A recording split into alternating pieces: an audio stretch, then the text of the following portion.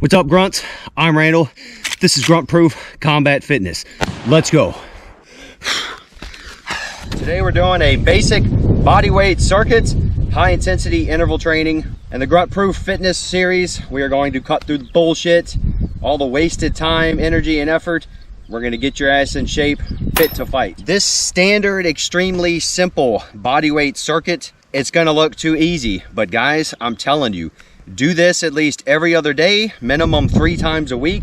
You will feel the drastic effects. And in combination with your regular endurance or strength training program, guys, your fitness is gonna freaking skyrocket. As we go through this workout, I'm gonna show you guys the variations and workouts and the main movements that you're gonna do. But as long as you understand the concept of HIIT, and how you should feel and how you should be performing, you can actually change out workouts for yourself. So the workout is simple. We're gonna do 6 exercises. 3 of those are gonna be very tough, something you can only perform for 20 to 30 seconds, maybe 10 to 15 reps. The next exercise is gonna be your recovery exercise. That's something just to keep you moving for a workout, but you have to let your heart rate lower a little bit.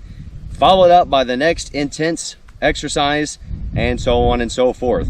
For beginners, you're gonna do 4 rounds of this. Do every exercise back to back, and after each round, you're gonna take a minimum of 1 minute rest. For advanced and everybody else, you can do anywhere from 5 to 7 rounds of this, and if you need to, you can shorten your rest between rounds. So take no more than a 30-second rest between rounds. All right, so let's get to the workout, and I'll explain it to you as we go.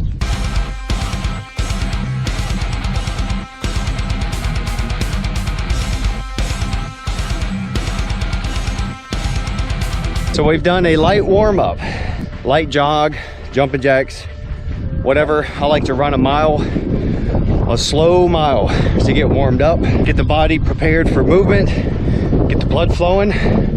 We're ready to go. You don't have to roll around on the floor getting ready for body weight workouts.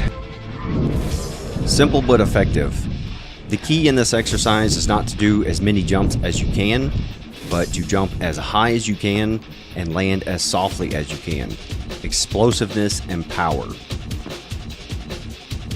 For this workout, the A will be the easier exercise and the B will be the harder one. So if you can't do the squat jumps for whatever reason, do 1A, which is standard squats.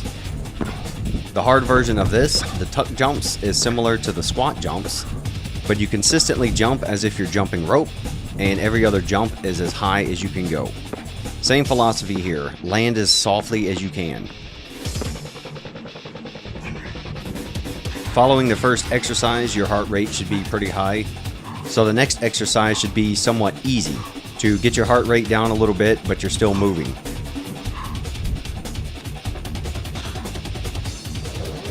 Whenever you're doing basic crunches, be sure to hold up top for almost a second. A key point on the jackknife is to keep your back flat on the ground. Never let it arch up. This engages your lower core muscles, making the workout harder, but it also protects your lower back.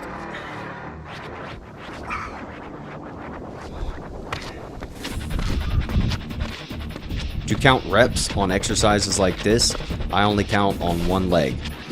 As an example, every time my left foot comes forward, that is 1 rep. You can make this one even easier just by lifting your butt up in the air a bit. This one can be counted as a 4 count exercise. You go all the way to one side, and as you come back to where you started, that is 1 rep.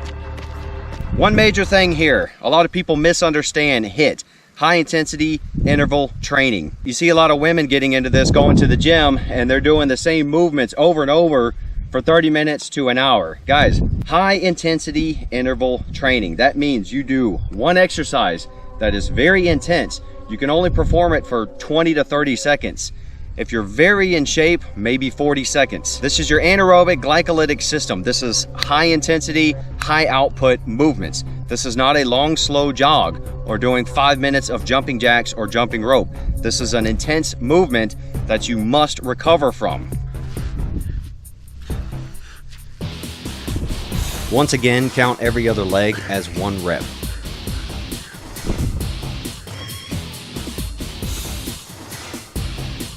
The purpose of placing your hands underneath your butt is to ensure that your lower back does not arch. Do not let your feet touch the ground on this one. Many people undervalue push-ups because they simply do them wrong. You have to keep your shoulders tucked back and down, and instead of flaring out your elbows with a wide grip, try putting your hands directly underneath your shoulders to where once you go down, your arms form a 45-degree angle out to the sides. The last exercise can either be a light jog or something to keep you moving.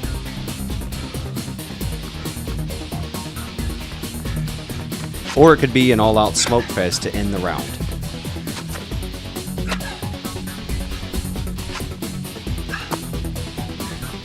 If you want to be a total badass, perform 7 rounds of this with 0 rest between rounds, because you do have low intensity exercises mixed up in there. So all the advanced guys out there, you should be able to do 5 to 7 rounds of this without a rest, because you're using your low impact exercises as your recovery workouts.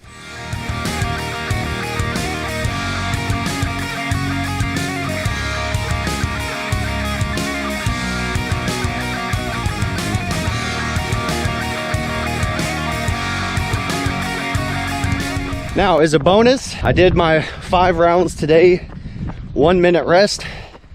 Now I'm gonna run the mile to get home. Instead of my 1 mile warm up, that was pretty light and slow. Now I'm going to try to run the 2nd mile as quickly as I can, just to use it as a finisher, but also to test my grit, because we've just worked out for 23 minutes.